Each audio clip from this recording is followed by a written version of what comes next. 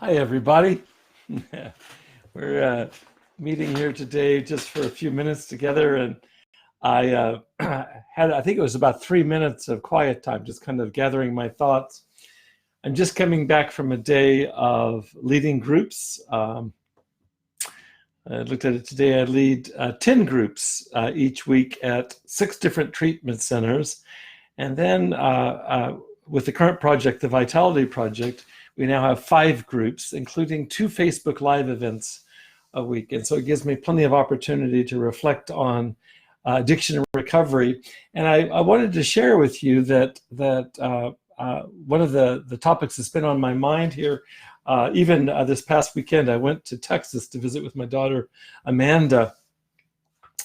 And I was reading this magazine that just came out, The Science of Addiction. It's a Time Special Edition. And in fact, what I want to do is I want to send a link to you all to that. I think this is it right here. And let's see if that works. I hope it does. Anyway, I think that's a link right there to that issue. And one of the things I read, let's see. Well, I don't want to open it up because it'll move me away from Facebook, but one of the things I read there was the very dismal success rates, the very high, they call them recidivism rates in terms of people that go into addiction treatment and that relapse. And the statistics are pretty grim. Turns out that about between 5% and 10% of people that typically go into treatment are sober a year later. And why are these success rates so low? That's really the topic of this time that we have here today. And I just want to offer a few reflections.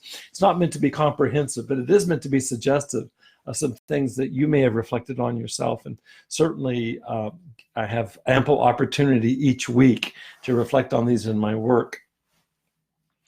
One of the things that's discussed in this Science of Addiction special issue from Time Magazine is that 30 days, which is the typical stint of therapy that's allowed of addiction treatment, that's typically the length of time that's allowed by insurance companies, is that from a scientific perspective, from a medical perspective, it's clearly not enough time. The brain needs more time to stabilize, and the suggestion from virtually all of the medical research in addiction treatment would suggest that a minimum of 90 days just to get the brain stabilized. And so one of the confounding variables in these really low success rates is that people are ending treatment before they've really even gotten started. And that's of great concern. There is some hope, however, in this very same issue that I reviewed this weekend while in Texas, is that 10%, which is on the high end of success rates at the end of a year, that is people that remain sober, that can stretch all the way up to greater than 60% if people are able to sustain some form of treatment. And this is something I'm very invested in. I see clients all the time in the various treatment centers where I work that really have very powerful experiences of, first of all, regaining sobriety, and also awarenesses and insights that they can bring home to them, bring home with them whenever they return to wherever they live in the United States. What I see is they'll leave after 30 days, and the typical recommendation, as I've mentioned here before, is that they find a 12-step support group typically and a sponsor. And I think that that's really important. But it's clearly not sufficient for a lot of clients, because plenty of clients, well, we look at the statistics, plenty of clients relapse and return to treatment if they're fortunate. And unfortunately, some of them, way too many of them, relapse and die. So one of the things that I've been invested in, and it's the brainchild that I've been working on for the last few years, actually, but the last year solidly, with my partner, Jason Reno, who's joined us today. Jason and I are very invested in providing some kind of bridge between active treatment, intensive inpatient treatment. Welcome to you, Brad, and thank you for your comment. I appreciate it. Thank you. What we're wanting to do, Brad, is to Yeah, he's saying that he's seen this so many times himself, and anybody that works in treatment or has been in addiction recovery themselves, which both are true for me, know the validity of what we're saying is that the treatment isn't long enough, and so what can we do to provide a bridge back to living in the real world outside of treatment? And it's one of the investments that Jason and I have here with the Vitality Project is to provide a community. To provide a community that, in addition to self-help support groups like the 12-step support groups, that we might provide active group support, which with the Vitality Project includes multiple group meetings each week, as well as a buddy support system where we pair people up with buddies, and that we provide a presence in terms of just dealing with the ongoing problems that have to be solved in early recovery. So I'll tell you what is that every outcome study I've read in addiction treatment underscores the direct benefit of long-term peer support when you're looking for successful, sustained recovery. There's no doubt. It's referred to as a direct linear positive correlation. It just goes like this.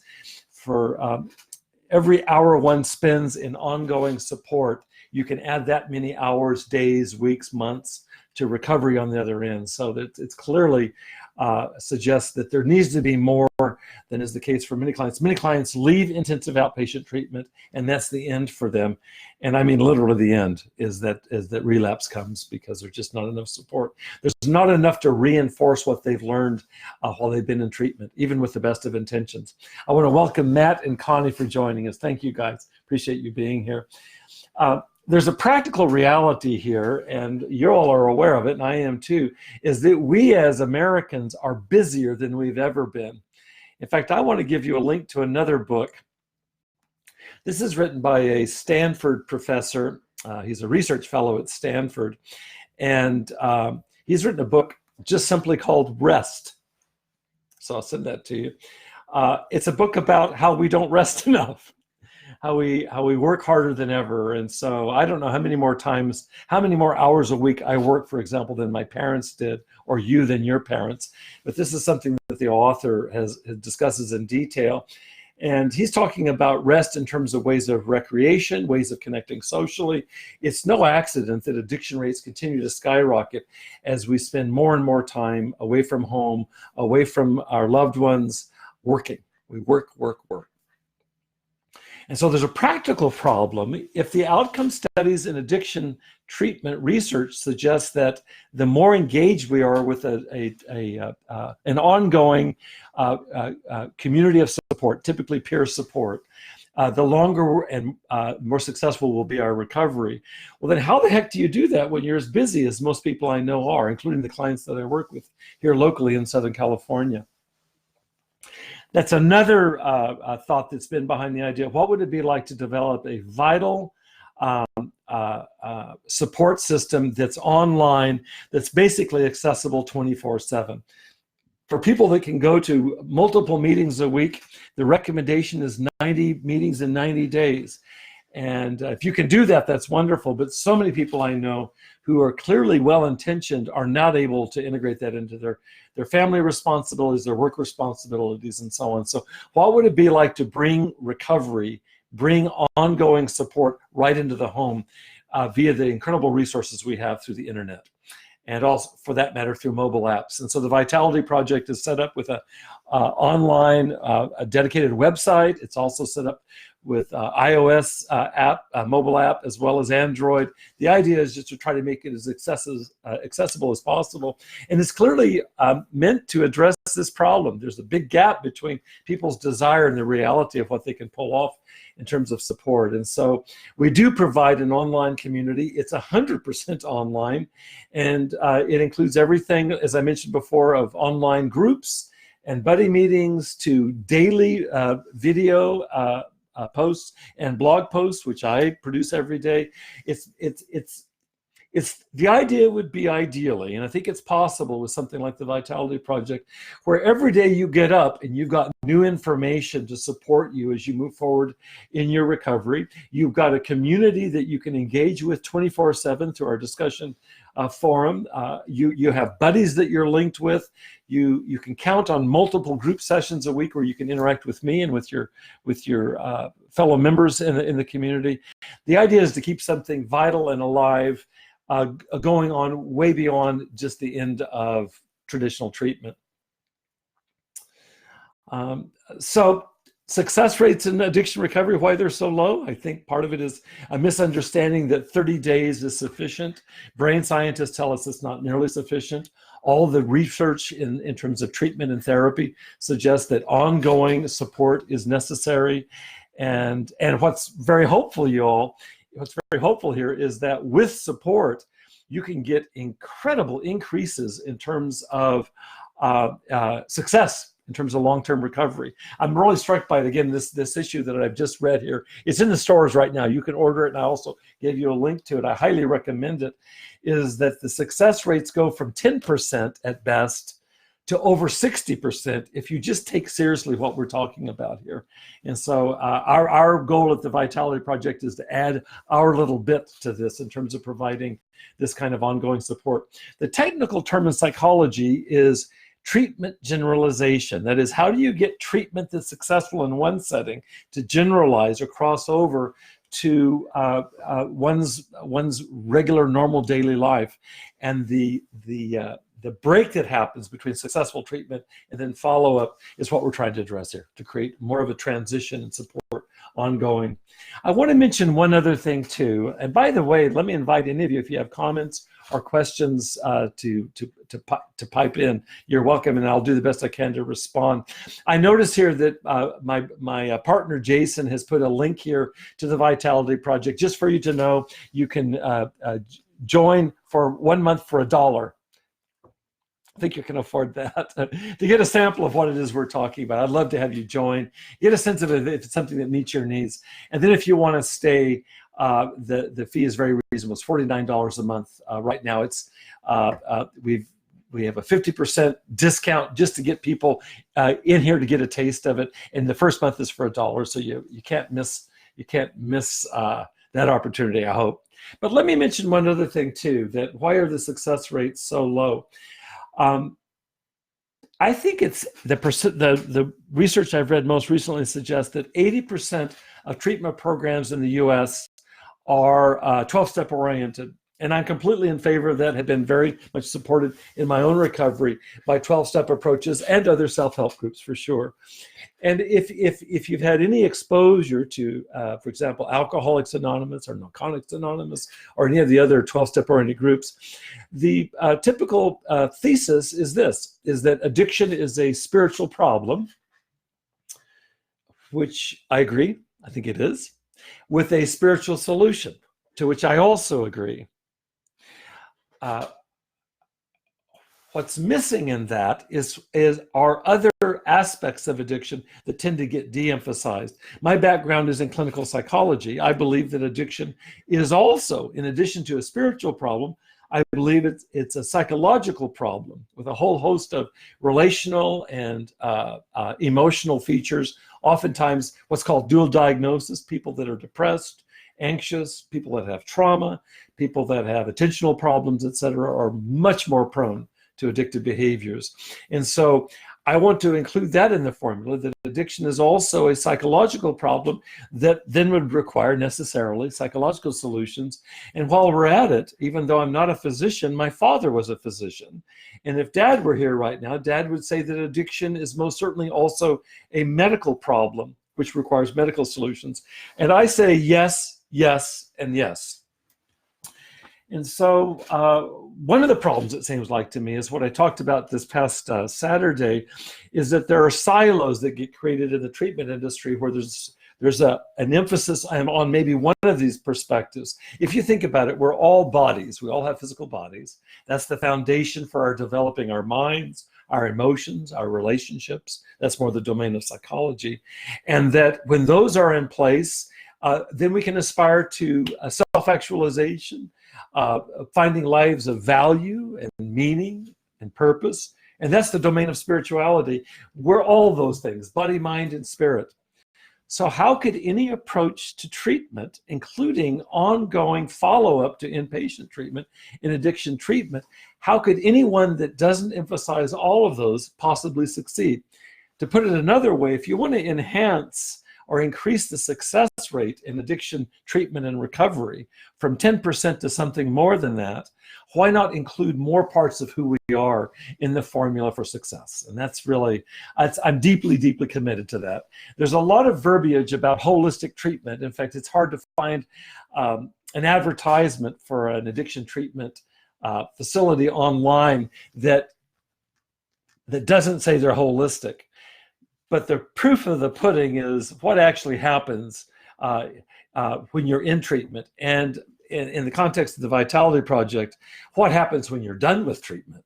Oftentimes you're just kind of cut loose. And so how do we find ways to nurture and build the body, support the body in terms of physical health, medical health, etc.? How do we support healthy relationships, healthy emotional life, healthy thoughts? That would be psychology. How do we support people being the best versions of themselves they can possibly be? Well, this would be a truly body, mind, spirit, holism that deserves to be the part of every treatment approach, it seems like to me. And so one of the commitments we have at the Vitality Project, one of the commitments I have deeply, is to make sure that I'm constantly kind of oscillating between different perspectives. So what you get with our daily podcasts, our daily video blogs and blog posts is our thought-provoking, and they're meant to be thought-provoking, sometimes controversial knowledge that I'm constantly researching. You saw me holding up a magazine earlier. I'm constantly researching, looking at what we can add to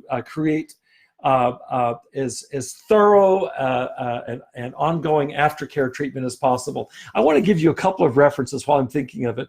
Two of my best friends have written books in holistic treatment, and I recommend these books above all if you have a half of a hankering. This first book I'm putting up here is by my dear friend John Dupuy. It's Integral Recovery. It's basically holistic treatment. And the second book is by another dear friend. This is Guy Duplessis. John Dupuy, who wrote the first book, lives in southern Utah. And Guy Duplessis, my dear friend Guy, I just wrote to him today, lives in Cape Town, South Africa. So there you have a couple of references. I'm constantly reading and then trying to assimilate, digest, and then bring to you all here anything that I think can give you a leg up in recovery. I feel very strongly about this, that there's no magic bullet to recovery. I think we all would wish for that, just a little magic wand. But I do trust that if you stimulate the mind and the resources the mind has, if we take care of and build and nourish the body, and if we do everything we can to cultivate our spirits, our souls, our creative selves, the best, the deepest parts of ourselves, I feel increasingly confident that you don't have to be that 10% statistic, but you can be that greater than 60% statistic. And I see the results of this with people that hang in there in terms of following through on inpatient treatment and continue the work. Continue the work. I think of it this way. Hello, Rob. Thank you. Appreciate you saying what you said, Rob. Great to have you here. Rob has been instrumental in helping us develop our mobile apps for the Vitality Project. I'm convinced that if you think of it this way, that what we're talking about is lifelong recovery practice. It's not a once and for all magic formula. I have to commit myself to changing my life. And if I really want to recover, well, what is it that we recover? If I really want to recover my potential, if I really want to live out my destiny in terms of why I'm here on this planet, if I really want to contribute, then doesn't it stand to reason that I would commit myself to whatever practices are necessary, body, mind, and spirit, to make that the highest likelihood? I got to say this because I'm talking to a group of people. Many of you have dealt with addiction to substance. I certainly have. And if you haven't dealt with addiction to substance, you've been addicted to behaviors, things that have been got in the way of your productivity, got in the way of your relationships, and that you haven't been able to stop them. I believe that addiction of some kind is virtually universal. Is that what we want to do is we want to clear out our being enslaved to bad habits, whether it be addiction to substance or addiction to behavior, so that we can actually fulfill our sense of purpose, our sense of value on this planet. And I want to support that. I think it's just key to me. I think this is where I feel very much in sync with faith-based programs like the 12-step programs. I think that we come to spirituality from as many different directions as we are individuals, but that every one of us has some sense. I'll tell you something I did last week as an experiment. It was last Thursday. I was in a large group, a treatment group of about 25 young men and women, for the most part, young men and women, all of them in recovery from severe addiction. And I asked the question, what is your vision for yourself in sobriety? What is it that you want to recover for? And it was remarkable to me. We went around the room, 25 different responses. No one hesitated. Everyone had something, and there was no overlap. It was utterly individual. So there, I think, is the basis for understanding spirituality being at the root of our recovery, is that I like what the German philosopher Friedrich Nietzsche said. He said, "He who has a why to live for can deal with any how." And what he meant by that, if I have a reason for recovery, in the context of recovery, that the specifics of how I get there will take care of themselves, but I got to keep my eye on the prize. And so I had 25 men and women last week sharing what the prize was for them. You can think about this in your own life. Have you ever achieved any goal without starting with some kind of vision, some kind of clear sense of where you want to go? And then lo and behold, you commit yourself to it. And one day you wake up and you've attained it. And then you set a new goal. Well, I hope this gives you a feel for some of what we do at the Vitality Project. My background is in psychology. I'm very committed to bringing in scientific perspectives, faith-based perspectives, and integrating those with the best that I know from psychology.